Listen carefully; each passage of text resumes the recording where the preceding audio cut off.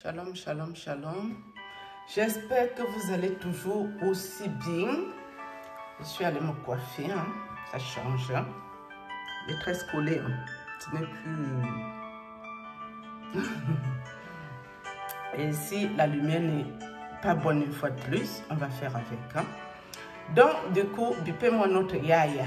Ya Christophe, rebonjour. Je vais venir parler si je vais être un peu plus posée et tout.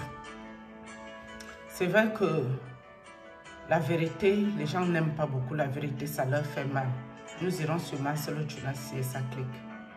La vérité fait du mal à beaucoup de personnes parce que si tu poses des questions concrètes, ça les énerve. Mais moi, je ne sais pas mentir. Je n'oserais pas aller dans le sens, la direction du mensonge ou pour faire plaisir à une autre personne. Je ne suis pas comme ça. J'essaie juste de comprendre quelque chose. Il y a des personnes qui disent que Blanche, elle souffrait. Là n'est pas la question. Nous allons revenir à ce propos. Parce que moi, j'estime que quelqu'un qui souffre, Blanche Tunasi, tu ne peux pas avoir 3 nounous à ta maison quand tu souffres. C'est faux. Les gens en souffrance, ton mari va te laisser toi-même aller t'occuper de tes enfants. Il ne va même pas vouloir payer une seule nounou dedans. Ça, c'est faux.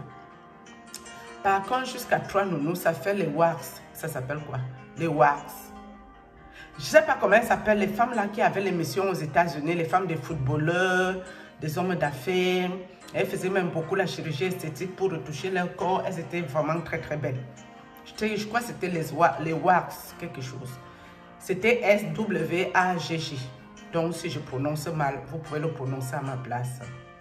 Ces femmes-là, c'est la vie là qu'on nous raconte de Blanche ici. C'est la vie là que les femmes là vivaient. Elles avaient des maisons immenses, des piscines à rallonge. Elles avaient 3 nounous, les gouvernantes. C'est un peu la vie là que Blanche avait. Hein. Parce que quand tu souffres, tu ne peux pas avoir 3 nounous. Et prendre une nounou, voyager avec elle, un billet d'avion, le séjour de la nounou et tout. Ça veut dire que tu ne souffres de rien. Mes amis, il faut aussi arrêter d'exagérer. D'accord? C'est vrai que des fois, quand je regarde Christophe, je sens vraiment qu'il est très affecté par le départ de sa soeur. Il n'est pas ici pour nous faire du cinéma. Il est vraiment touché par le décès de sa soeur. Ça se voit. Quand tu le regardes, tu sens qu'il y a un problème. Il y a quelque chose qui le dérange énormément. Mais sauf que Christophe, il faut nous permettre aussi d'essayer de voir clair dans cette affaire. Une chose est sûre, si M. Marcelo Tunasi a fait du mal à ta soeur, il va payer. Mais ce qui me dérange moi personnellement, j'ai été victime de l'occultisme. Et le pire, c'est que moi, je ne suis jamais entrée dans l'occultisme. Je n'ai jamais accepté ça. Je n'ai jamais été membre de quoi que ce soit. Mais c'est seulement le fait qu'on a voulu m'amener dedans dans la ruse.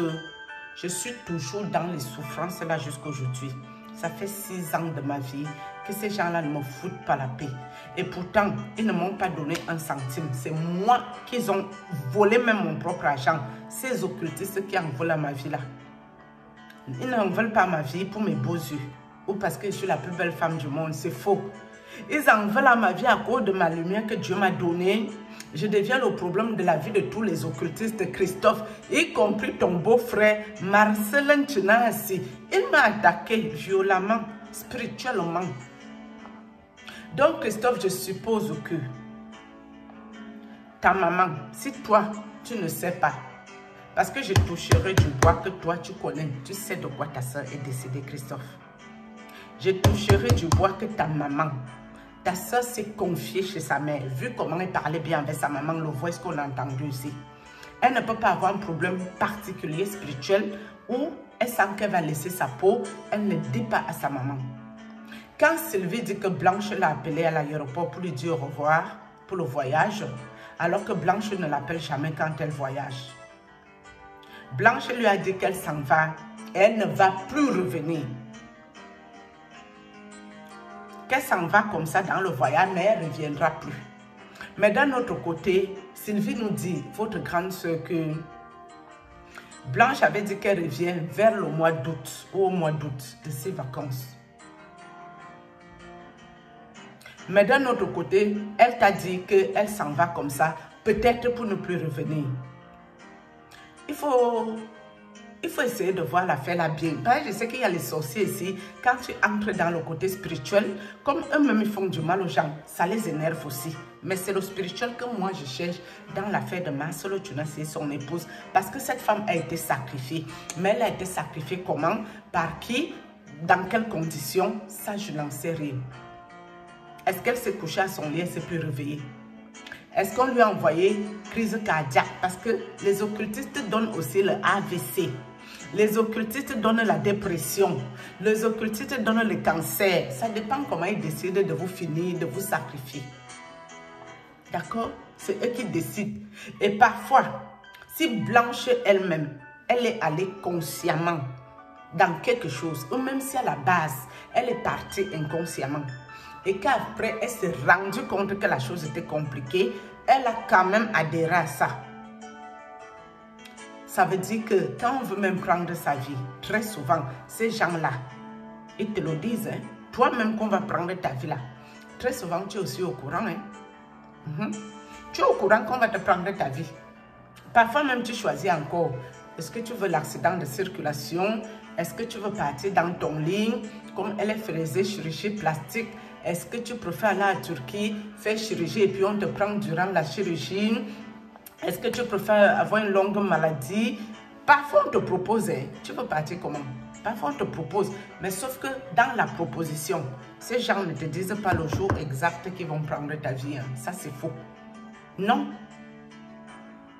Tu as une certaine marge de temps, mais le jour J là, ils ne vont pas te dire. Donc, tu commences à vivre au jour le jour. Tu ne sais pas si c'est aujourd'hui, peut-être ça sera demain, peut-être après-demain, ainsi de suite, ainsi de suite. Et même si votre soeur Blanche est entrée dans ces choses-là avec son mari et qu'elle leur avait sonné, par exemple, de sacrifier un de leurs enfants. Vu comment Blanche là a l'air d'être aimante à l'égard de ses enfants. Et je vois aussi qu'elle avait l'air d'aimer beaucoup sa maman. Est-ce qu'elle pouvait accepter qu'on prenne un de ses enfants pour sacrifier ça? Je ne pense pas. Dans ces conditions, elle est aussi libre de refuser, de dire non, je préfère que vous me preniez moi-même. Ça veut dire que c'était une très bonne maman, si tel est le cas. C'est des suppositions ici, hein. Je vous connais. Si, conditionnel. Venez pas dire ce que j'ai dit. J'ai confirmé un truc. Je ne connais pas, j'étais pas, moi je ne suis pas à leur loge. Je ne connais pas leur loge, pardon. Nous sommes dans supposition. Une chose est sûre, ce qui est sûr et certain. Elle a contribué à quelque chose. Parce que même seulement l'argent qu'elle mangeait, mes amis, l'argent qu'elle avait 3 nounous à sa maison, l'argent qu'elle voyageait en première classe, l'argent qu'elle voyageait dans tout le monde entier au bon l'enchanté là. Elle pense que son mari a travaillé l'argent là-haut. Elle pense que c'est les offrandes des fidèles ou les dons des fidèles. Ben non. Pourquoi? Autant d'argent. Ou elle ne se doutait pas que cet argent-là n'est pas un argent clair. Mais si tu ne veux pas le diable, tu dois refuser le diable avec toutes ses affaires. Comme moi, je leur ai dit non là. Mes amis, les gens là m'ont fait souffrir. Je suis arrivée au point du ridicule de manger du riz sauté, les pâtes sautées. Je suis arrivée au point où, même ici chez moi, tous les slips étaient déchirés. Je n'avais pas un sou pour dire d'aller acheter. Mais on faisait avec, je prenais l'aiguille et le ciseau en bengue. Je vous raconte ma vie. Est-ce que moi j'ai quelque chose à cacher? Moi, je ne connais pas la honte. Hein? Moi, quand vous voyez, moi, je n'ai pas moi honte. Les gens là m'ont traité la souffrance, croyant que je vais craquer et accepter d'aller dans ces conneries-là. Je leur ai dit non, je préfère que Dieu prenne ma vie et je ne viendrai jamais là-dedans. Je prenais l'aiguille et le fil, je cousais les petites culottes des enfants parce que j'avais plus un sou. Ils m'ont tout pris mes sous, ils m'ont bloqué toute ma vie, ils m'ont montré de toutes les couleurs, plein les entités, les démons à ma maison. J'ai vu de toutes les qualités, mais je suis restée focus avec Dieu. Je suis restée focus à dire à Dieu que là, c'est toi qui vas me sortir dans ça. Soit je sors dans ça et je vis bien, soit Seigneur, tu prends ma vie. Donc, c'est un qui vient me dire ici qu'on peut me ôter la vie, on peut me... Moi, je ris, je vous rigole au nez même. Je ris jaune et je ris aux éclats. MDR, morte de rire. Quelque chose que moi-même je suis allée demander à Dieu. Que prendre ma vie tellement que je n'en pouvais plus. Et ils ont touché où ça fait mal. Ils savaient que mes enfants là, c'était toute ma vie. C'est là-bas quand ils ont vu que moi-même là c'est un dur à cuire. Ils ont tapé là-bas dans le mille. Oh, toucher les enfants à tout de rôle. Yes, j'ai pas vu clair. Hein? Je vous raconte mon histoire là parce que moi je n'ai jamais vécu avec cet occultiste qui m'a empesté mon nez, ce prêtre. Je ne l'ai jamais vu de mes yeux physiques. On ne s'est jamais vu physiquement. C'est les histoires à distance, la souffrance que je vous dis qu'on m'a infligée 6 ans presque de ma vie aujourd'hui.